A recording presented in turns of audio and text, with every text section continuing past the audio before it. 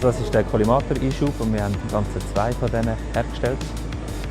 Er besteht aus sehr vielen Teilen und 2 sehr aufwendige Teile. Das eine ist der Kollimator selber, das ist ein Kühlblock, der eigentlich den Strahl abkühlen oder bzw. zuschneiden. Und wenn der zugeschnitten wird, muss der gekühlt werden. Darum gibt es auch grosse Leitungen, die dann raufgehen. Heute ist der Tag, wo wir das Ganze zusammengefügt haben. Also 2 grosse Komponenten haben wir genommen und verheiratet.